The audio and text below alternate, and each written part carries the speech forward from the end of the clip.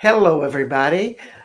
This is Becoming Quantum Conscious, and my name is Bart Sharp, and you are on United Public Radio Network and UFO Paranormal Radio Network, 107.7 and 105.3 out of the beautiful city of New Orleans, Louisiana. Also seen on the UPRN website, cable television at Roku, um, Facebook, X, YouTube, Spreaker, and other internet platforms all around the world. And wow, this is a really cool show, in my opinion, today because we have Hakim Awyan with us today, who is grandfather was one of the beginners, or maybe the founder of Egyptian chematology. And what that means is um, the study of the oldest perspectives of Egypt that is known. They're always looking for a much deeper exploration of how these mysterious lands of Egypt were formed, the temples, the pyramids. And my guest Hakim Awyan is a expert as well in these, leading tours, writing, doing private work, uh, sound healing. And have I missed anything? Welcome to the show, Hakim. How are you Thank you doing? very I'm good. Thank you very much for this wonderful entrance and hello everybody. Uh, I'm so happy to be on your show today, Bart. Oh, it's always a pleasure. The last time we came, I'm still giddy from that show because I learned so many things from that show, particularly that concept that we have 360 60. sensory awareness systems, not five, That's like right. they tell us in Mm. school, or at least in No, no, no. American schools. It is so much more, and this is such an important part of Egyptian mysticism is to have that awareness. And of course, going to the temples, the pyramids, and stuff help facilitate the opening of more of these sensory systems. Wouldn't you not agree? Yes, of course, definitely. This is how the idea of the temples originally started to refill those senses. And the idea of adding the illusion for us to block it is also very old. And it's not Mm. only Western, it's also here in Egypt. They tell us only four senses, not five. Come Wow. Yes. Yes. And you said something really interesting. You said that we are reconnecting. You said it differently, but you're reconnecting to the sensuous senses. So that would kind of put out the question, at one time humanity had all of these things operated and operating, and yet the illusion to block them kind of came in. Is Hmm. am I hearing you correctly in that Yes, statement? yes, very much. Um, my grandfather speaks about the early beginning of the idea of the temple, where it's a power source meridian in the ground that the people feel attracted to by their natural senses. You feel good in this spot and you want to stay here. And with time, people realize how important that is. So they build a chapel, and then the chapel had a fence, and then the fence became bigger, and then it became a temple. The idea of the priest was in to organize it in the beginning, have became higher way to control it, and this is where the idea of the religion became, but or start. But Mm. originally, it was to harness these power in nature to uh, powering our senses and our natural flow. Uh, yeah, but the blocking these senses is very started then since the history that we know of, the written one. Wow. Mm. It's almost like you're really saying this is the core essence of who we are is to become actualized in these 360 senses. And the ley lines, the meridian lines, the temples are almost like a form of a textbook to teach us how to get there. And, so everybody would remember it through the eons, you know. I love the way you put it. This is perfect. Perfect. Yeah. Yes. And you're focused on this. This is part of what your life mission is to help open this up through the temples. Yes. It is a great responsibility to follow such a big names like my family members. But yes, this is what I would love to do, and I feel really, really good.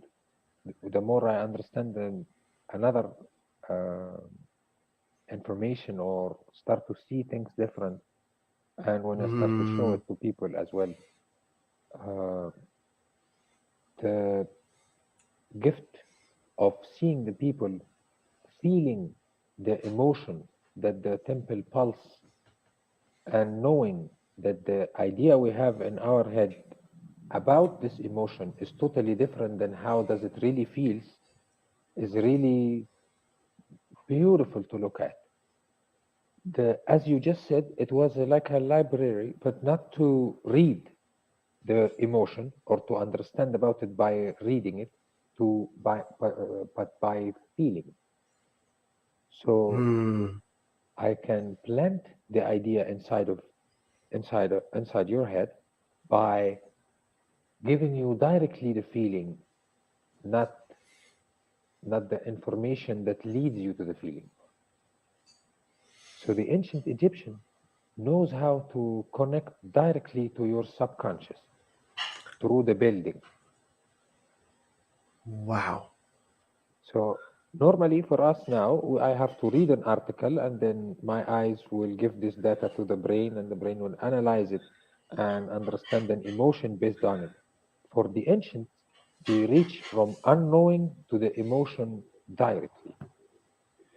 And now I am working on this research. I didn't speak about that yet, but uh, about how the ancients did use the pillars in every temple to put them in a certain order that connect to a musical note, but by the frequency pulse. So it gives a specific feeling to the person entering the temple. Small example, in the temple of Horus in Upper Egypt, exactly on the door, there is a point.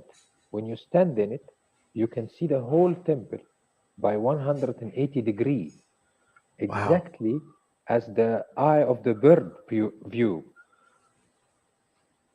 And this is the temple of Horus, so that make you see how is Horus can see.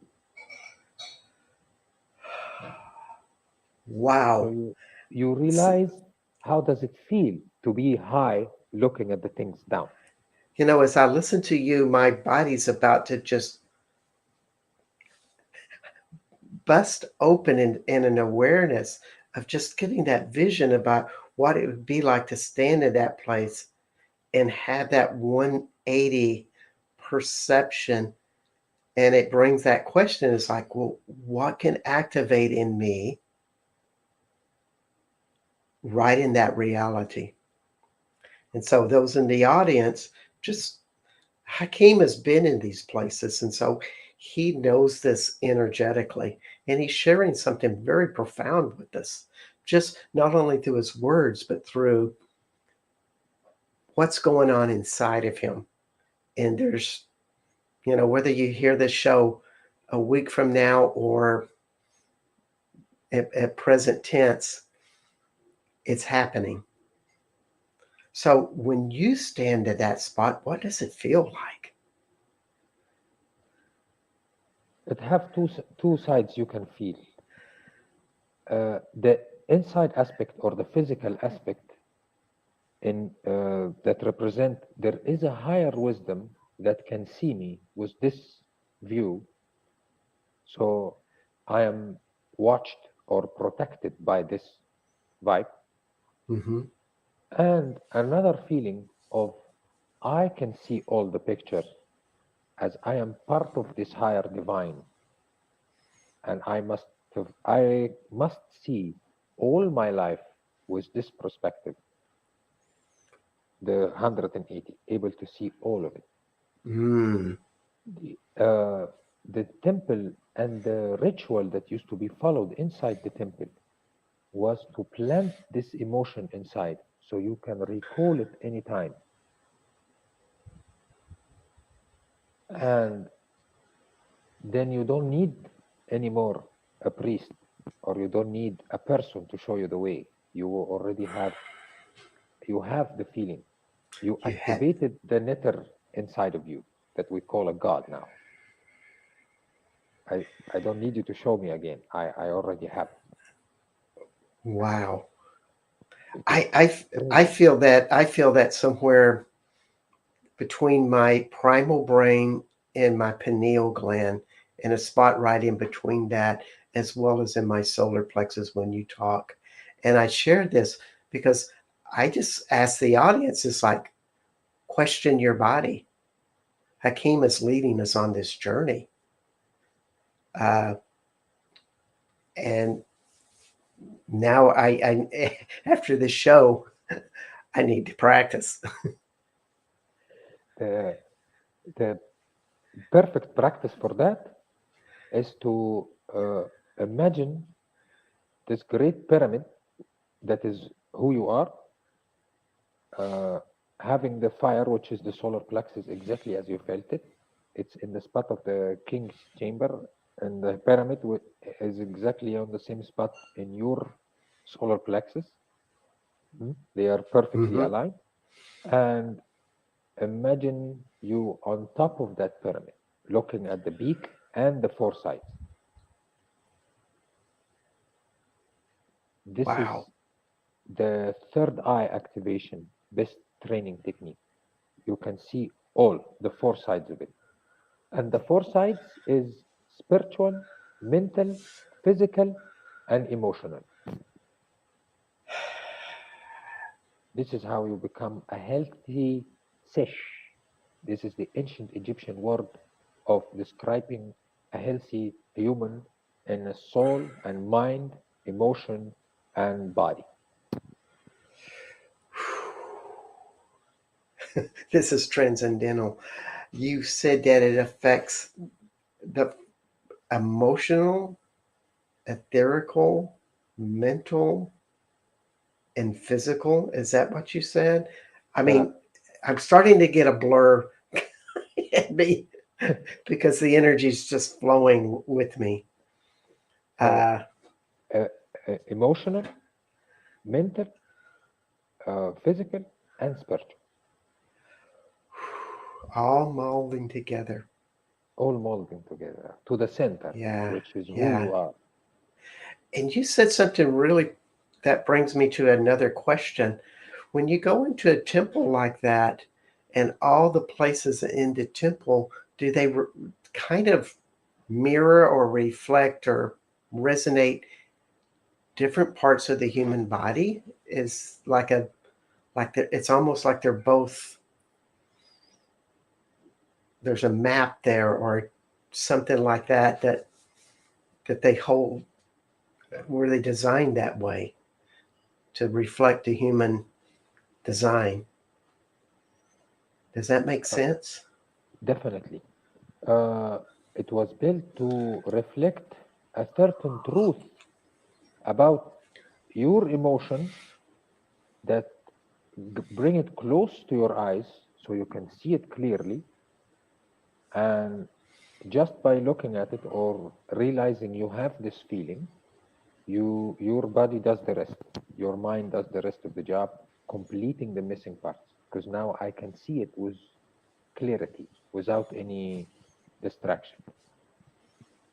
And Hmm. many of it is connected to the our cycle of birth and the thing we lose in the way from the spiritual realm to the physical one. The ancients was fascinated by bringing this power into the physical realm and try to understand how that they both communicate. So big parts of the temple does reflect on a certain points in the body or certain emotions or certain ideas on the four level to serve the purpose of the temple itself. So if it's the temple of Horus, then it will be serving the third eye and the higher vision and the belief of that I am protected many aspects. So the temple will be pointing in the pieces of body and mind and soul to activate what the temple represents. For Mm. another example, the Karnak temple have the Sekhmet chapel, where the statue of Sekhmet is. Uh, Many times I have had people inside there, and the reaction is all the time different. Some people are crying, some people can't take it, some people run out, some people loves it so much. And I was wondering, what does it mean? Why does the people feel this way?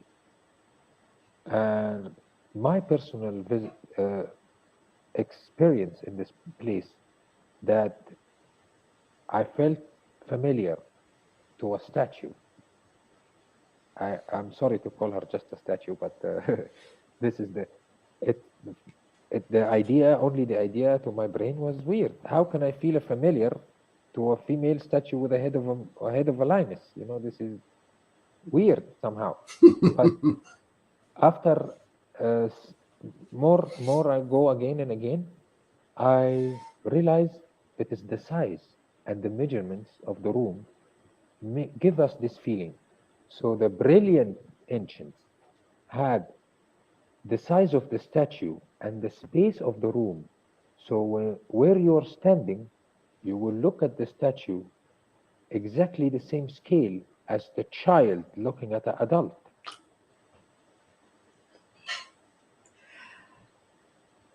And This is what therefore, that your emotions seem to explode, just like, or the emotions you felt as a child get multiplied and kind of come up inside of you. And and comes if they're, back.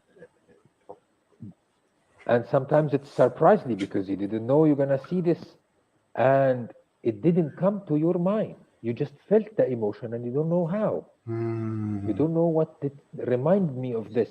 What did remind me, for example, of the cruelty of my father, or the how nice was my dad was, or how bad was. It brings out what I named, or like to call, friendly fear, or this friendly power. It is someone I know very powerful, like the parents, but it's on my side. They're my wow, parents. So it's, go ahead. it is mind blowing their understanding of how our mind will react to a certain picture in a certain size. Mm, wow, that's phenomenal. And so this was kind of designed that way and then forgotten. And then through your perspectives you've learned through your grandfather in Egyptian chematology, you're starting to explore these concepts again and discover, interpret their uses. I mean, and I think this is kind of an awakening of some other people on the planet as they go to sacred sites. Uh, as I do the stuff in France, and I you know talk to people in England, and they're having similar experiences. Mm. But my goodness, this one is a really profound one. I've yet to hear anybody have that type of possibility, that you could actually have that activated and brought up as a way to clear it.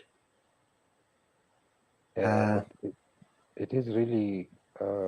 special, and there is a more that we don't know. But the awakening, or me knowing this, and you feeling what you feel and see what you experience in all the holy sites you visit, it shows you that this type of knowledge, or this knowledge, doesn't go anywhere. It will never disappear, and it have the mind of its own. It picks the crew and it come up, and no matter how hard some people try to push it and hide it, will never be hidden. It will Yes, just took a time and will shine again. and That's it. I think some of the older or more recent discoveries of Egyptian history, it almost gives this perception that all of this stuff was made for the kings and queens or the higher ups, so to speak. But from what you're saying, this is something for everyone at all levels to have that type of clarity or possibility. And how do you feel about that concept? Uh, I know it was in the beginning, or way back to the beginning, that we don't know when it actually start. It was for everyone, and it was uh, what we call till now a road or a method, that the people go and learn the method from the teacher, and now I have his wisdom and I leave. It was not owned by anyone. But when the history start to be written, and there is politics, then this is the history that we know of today, with the kings and the queens and the priests, and this one is the one that start to write things down, so we get to forget them. My grandfather said they wrote it down so we can forget it.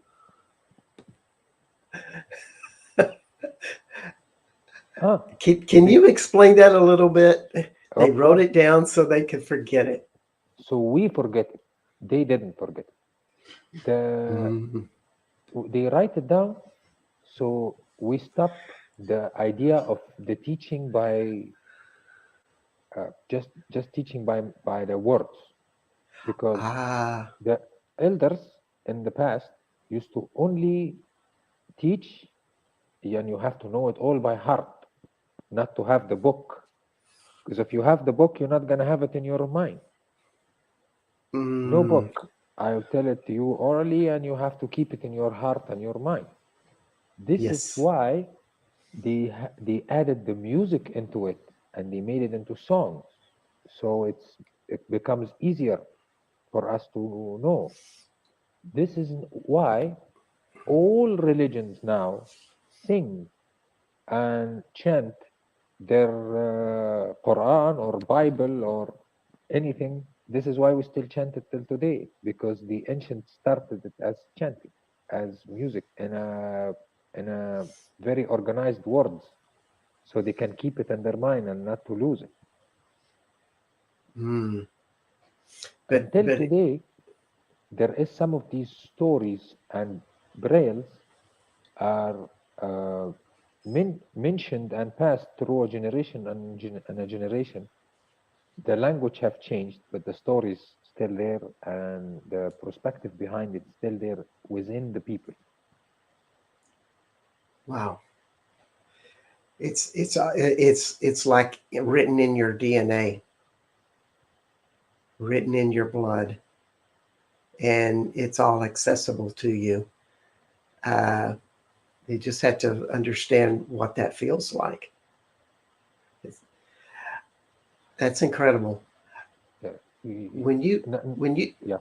when you talk about the lion, you know the statue there. I What does that symbolize? Why did they you think they used the lion? Uh, the lioness is a representing the strong feeling, or the strength within a female in a certain time, like the mom in a dangerous time, or protecting the child, or all of that. And they picked the Mm, female lioness because in nature, she's the one who hunt or take care of the cubs, um, does mostly everything. Her name means the powerful one or the capable, and she represents rage or anger somehow, but not the one that can hurt, the one that can create or mm, protect, uh, like uh, like our inner fire. a pure And creature. it uh, they call her the one that clears your way, the one that clears the way, the one that burns your enemies. Yes. Uh, and It, even her it, followers used to have fear from her because she's connected big time to the karma as well, mm, exactly as the parents. I can be good. It can be good. You can be a good. You can be punished. You can be rewarded. You yes. can be punished. Same, same concept, but in a bigger picture that never goes anywhere. Wow. And Wow. believing this concept is very healthy, very beautiful for us as humans, knowing that uh, no matter what you do, will come back to you. Then I'll be nice to my neighbor. I'm not gonna cut a tree. I will follow the nice stuff. I don't want to be punished by Sekhmet, uh, like this. It's Hmm. a very intelligent uh, way of building a bridge for us to communicate with each other, knowing your whatever you're gonna do is coming back for you. Yes. Yes. And so much of the lion is also about present tense because she has so much she has to be aware of or required to be aware of. She Mm. can't hold emotions from her past there, but if she has to be fierce because that's what the moment requires of her, she can be very fierce and angry. But yet, just like that, it moves on. She moves on to the next thing that is required of her. Uh, I love it's that. yeah, it's just it's. I think it's quite beautiful the way the lion is represented in that fierceness. Um, with that, with the French, the symbolism, kind of the secret French symbolism, um, the lion, and it's a male lion, is represented by Jesus and the Son. They all three have this um, symbolism of the same. With that, just a Uh, little incidental because it's so much about that fierceness to look consciousness straight in the eye and be totally present with what is in front of you. Uh, I've so I never mean, looked at it that way. This is beautiful. Yeah. but it's true with that with what you're talking about clearing the childhood emotions too, or being confronted by them. It's what a great opportunity that is to feel that with such intensity. And so you're bringing people on your tours to this place. Yes. Yes. Be prepared, people. Yeah. Everybody thinks about their past as something to be feared, whereas it's really an opportunity to really know yourself and know that on the other side of that, um, all of the what you've been carrying or repressing, there's something greater that can be opened. Uh, and gosh, it makes me want to go to Egypt. So you're doing tours in November and Yeah. throughout the winter. Perchance you're available for private tours as well, but also group tours. Yes. Uh, I've been in this field for a while, and my family as well. Our upcoming tour, actually called the Roots of Isis, we're following all the powerful female figures along Egypt, from Alexandria all the way to Aswan. Uh, and we're definitely visiting Sekhmet, and we have her in a red line. Like, Mm. people must be prepared.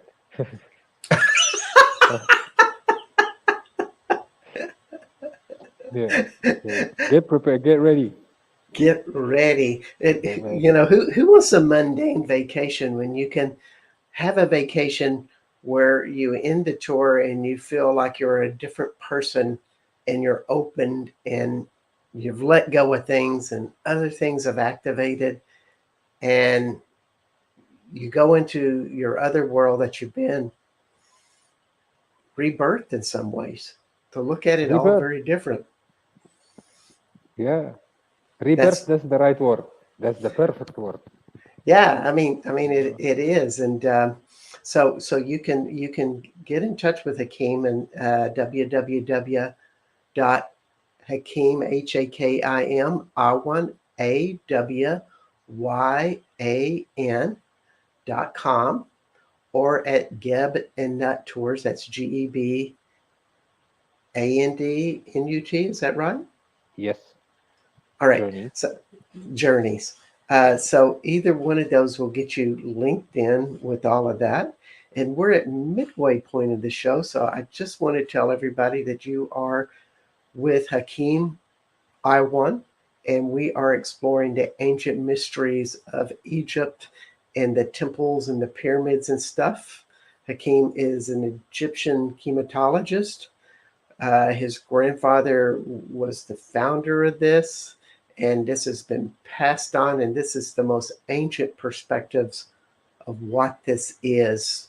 And we're still learning today about the ancient perspectives. Interesting that this vibrational point in history, the vibrations are getting higher and higher, and therefore the consciousness is seeing things differently than it has before. So this is a very important conversation on this show today. Is how I see it. But I got to do my laundry at this point, so I want to tell everybody that you are on Becoming Quantum Conscious, and my name is Bart Sharp, and this is the United Public Radio Network and UFO Paranormal Radio Network at 107.7 and 105.3 out of New Orleans, Louisiana, on UPRN website, Roku, Spreaker, YouTube, X, and Facebook. So, Hakeem, just a general question out there: how does sound activation play into this? Because you do sound work. Some people call it sound healing. A friend of mine, Penny Loftus, who will be on the show in about a month or so, calls it sound activations. What do you call it, and how do you use it? Uh, I call it sound healing, okay. Sound work, okay. Uh, how would it work? Actually, it's a funny story. It started with me in Isis Temple. It was my first time in the temple with uh, a great professor, God bless her soul. Her name is Carmen Bolter. And uh, I was there in the temple, and there is a big piece of granite. After the people rolled their time, I took my break. I snake out, running away, and I sit on this stone, looking at the Nile. And I thought I have like 10 minutes break, and then we're gonna keep up our day. It's a regular tour. Lots of people. We had 30 something person, so it's a big tour. And suddenly, I cannot move. My legs are numb, my back are numb, and all what I can feel is this uh, voice that wants to come out. And I am so shy. There is lots of people around me, and I don't know what to do. So I start only to hum while I'm closing my mouth. And the more I hummed inside, the echo inside of my body, which is not was never a loud voice, uh, the more this numbing is getting higher and the buzzing is getting higher, and uh, I stayed in my spot while the people is waiting for me, and I'm making a huge problem for 40 something minutes, and I can't move. The and I was terrified. I know that Carmen gonna kick me, you know. And I don't know what to do about it, but the moment was too magical to cancel it if I can. And when she found me and tried to let's go, I start to move and I literally can't. I'm not all functioning, and some of the guards thought I lost consciousness, and they start to bring me tea and cold water and stuff like that. But after that, I cried a lot, and I don't know where all of these tears are coming from. And I'm shy of it because for us here in Egypt, they teach us as men. Men doesn't cry. You can't cry. You know. Hmm. So it's very wrong, of course. But I was so shy of it. I was trying to cover myself. I was trying to hide. I couldn't. I was. There was a lots of clearing, things coming out, and I don't know which is which and what is what. But after that, and more experiences, I just let it happen. And I realized that the frequency of each person with me in those places recall a specific note that he need that the temple can provide through me. Mm. So if I have you, for example, inside the king's chamber, you need the vibration X, your frequency will resonate into the place, coming back at me. Whatever the voice I'm bringing out will reshape it to what you need. So it's not my voice, I'm just a tool for the site to manipulate. So no matter Mm. what sound is generated, crystal balls, tuning fork, will change, the frequency of it will change based on what you need. And this is the Wow. significance of most of the temples that's still on the old shape, because when the new era comes and people change in how the temple look to serve the new purpose, some of the function stop, and some places still function and some places not. And now I use the voice to realize which places are still functional, which places are not. Wow. So, For me, Isis Temple is one, a great one. Of course, the Great Pyramid and some of the chapels in Saqqara that have a place that my grandfather used to call healing, the sound healing hospital, and it's a big part of Saqqara that shortly he says that they used to diagnose the people by listening to their frequency, knowing what is wrong with the patient sitting on the crystal altar through his mm, frequency, and mm. giving him the voice back that he needs will reharmonize his body. It's a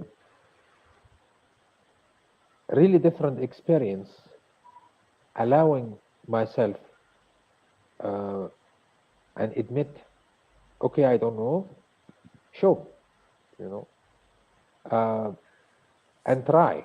Then then it did really work, and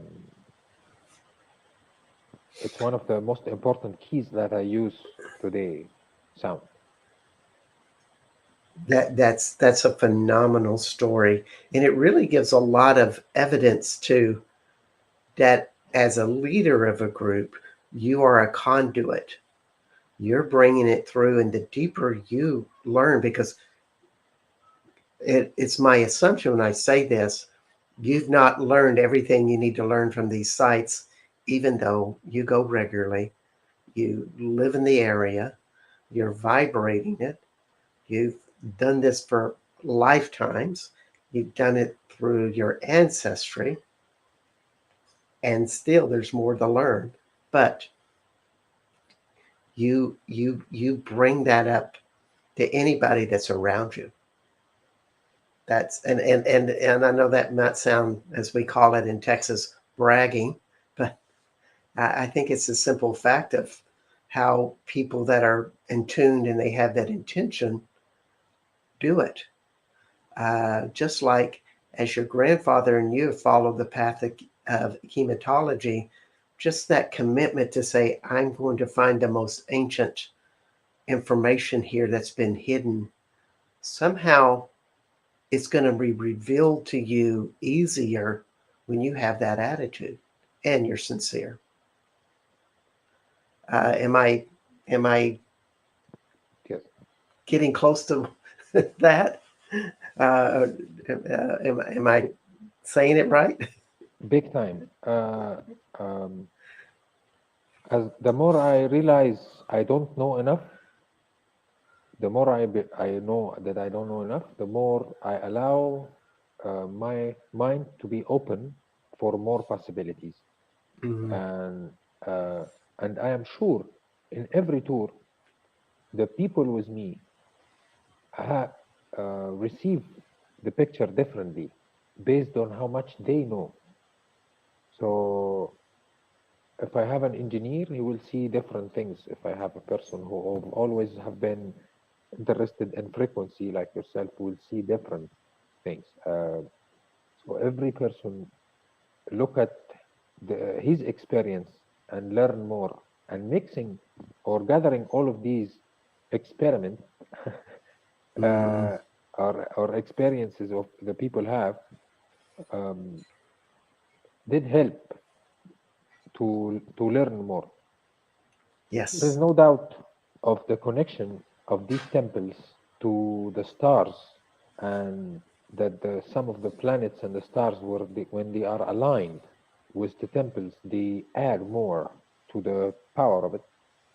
But when I've tried it in different days and see that there is different results, I start to ask and speak more with my wife, Corina Chrysler. You Yes, know, I was just going to bring her up. Karina Chrysler, one of the real experts of Egyptian astrology and regular astrology. She gives astrological readings. Been on the show and will be on again. You two make quite a team in finding out what is the best time to go to certain places, and you design your tours astrologically. yes, she does it, and she's good. You know, she's really good, and it's kind of how do you say it? Like clicking in. Mm-hmm. Um, I give lots of questions. She does the same, and then we match the point. Mm, and it really feels different when you visit the temple based on the time the temple is activated. And we find it more than one time. Oh, so the day we are visiting is the day the star is there, and it's the day originally the temple used to have the ritual or the ceremony in that day, and it's mentioned and kept. Even the ancient Egyptians used to use the same days to make their ritual or ceremony in the temple, and the place feels more powerful. For someone who visited two or three times, will see the difference. And Mm-hmm. I think there is, there is different alignments with different stars that will give different purposes to the temple or different power points to the temple. A lot that we can research, but even if we don't know how does it 100% work, but being in the spot, following the ritual, will give you the benefit of the temple. Either we understand all of it or we don't. Mm, wonderful. Uh, yeah. Is there a place or location that you feel you have a particular affinity to more than other temples? Um, yes. I, for me, the King's Chamber is one of the most significant spot in all Egypt. Uh, Is this in the Giza pyramid? the Giza Pyramid, the Okay. Great Pyramid, uh, the King's Chamber. It's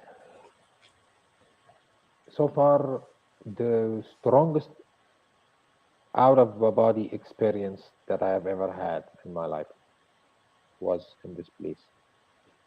Uh, with my auntie Shahrazad Abdul Hakim. She's the elder daughter of Abdul Hakim Awyan, my grandfather. And she have a wonderful voice, very powerful one.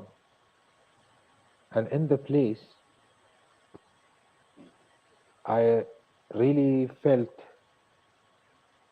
all the senses is not blocked, but concentrating in one point, and it make you beam your power into yourself, clearing it.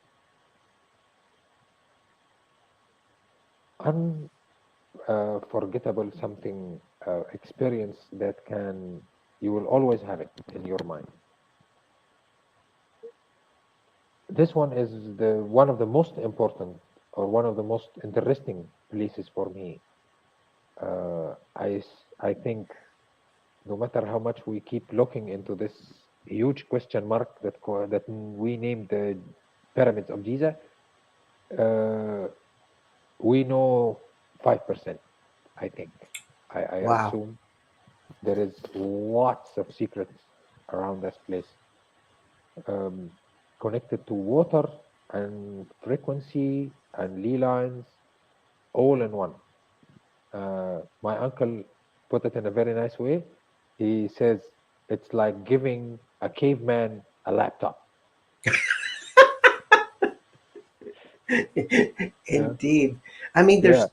there's places in England and France that are connected to the Giza pyramid. It radiates out that strongly. For some of us who use more New Age terms, we call it a stargate. And all of this energy from all kinds of star systems come in, much like my area of France and the southwest France has Pic de Bogarache. But Mm, every stargate is different. I mean, they hold different capabilities that match the human design. And for me, when I go into the Giza, I've never been there, of course, but when I go energetically, it feels like it's above the crown, and it's the crown, and it's activating something very profoundly there. Uh, and I just wonder, what it's offering to you. Uh, what illusions, and that's an interesting word you bring up. What illusions are you moving aside so your 360 sensory systems can be actualized even more today? Uh, uh, just food for thought. Kind of makes you want to go to the Giza pyramid, doesn't it? yes. I just send that out to everybody in the audience. And so you can check out Hakim Awyan. It's Awyan, his website, hakimiwan.com, and really look into the tours and what he offers in this extraordinary adventure going into Egypt and going to the Giza and various places. When we think about the King's Chamber,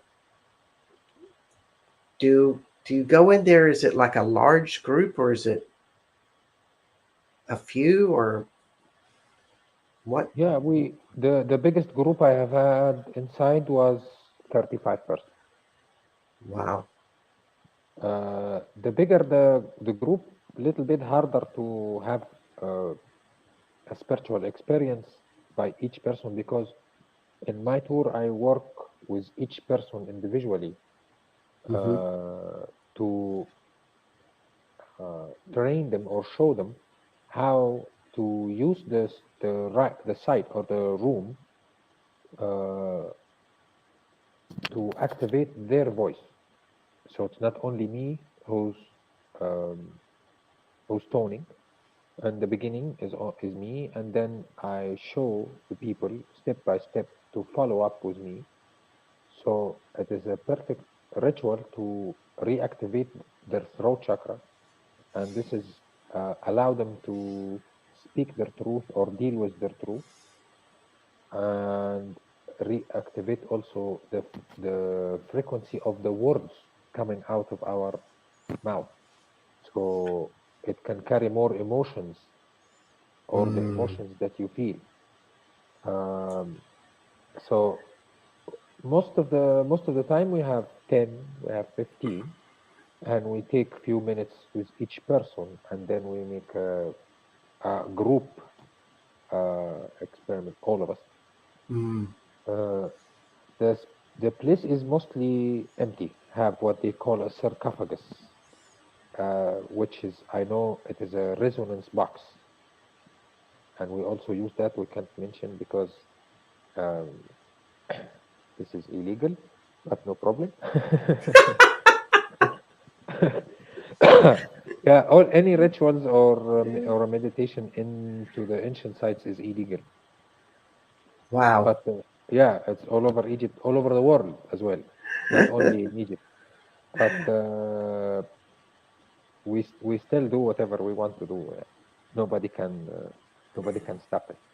Uh, It is, and as people experience these things and they take it home, then somehow that consciousness is spread out in your own family and community uh, through that. And this is a real gift that we have.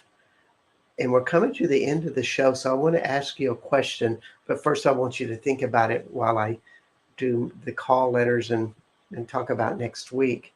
So, the question I have for you, Hakeem, is what is what do you think Egypt and these sacred sites have to offer to humanity right now?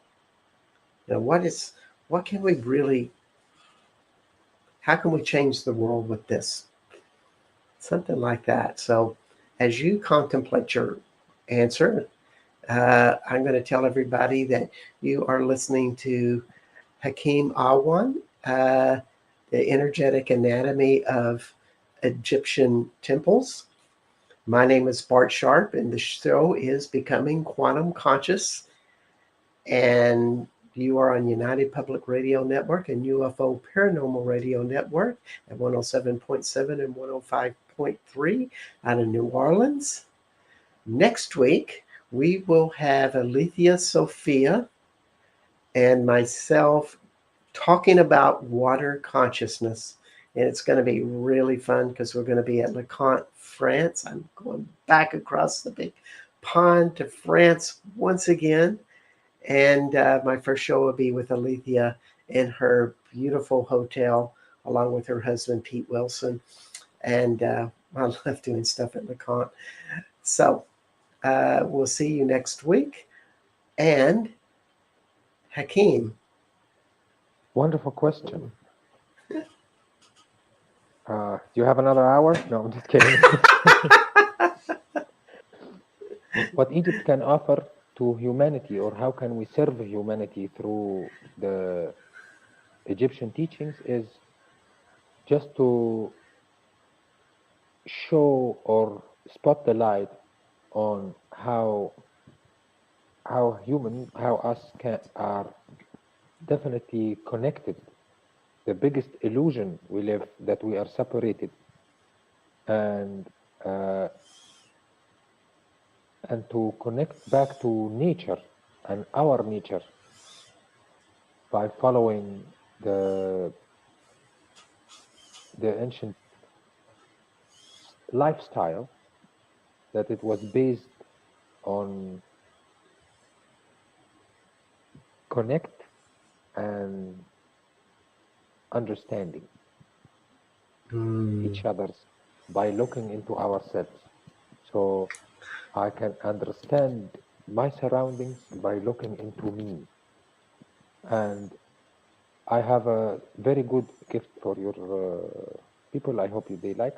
Is a question you ask yourself every time you feel you're not in the right place, that can put you back into your four sides. It is, am I doing the right thing with the right people at the right time in the right place? And don't accept less than the four sides perfect.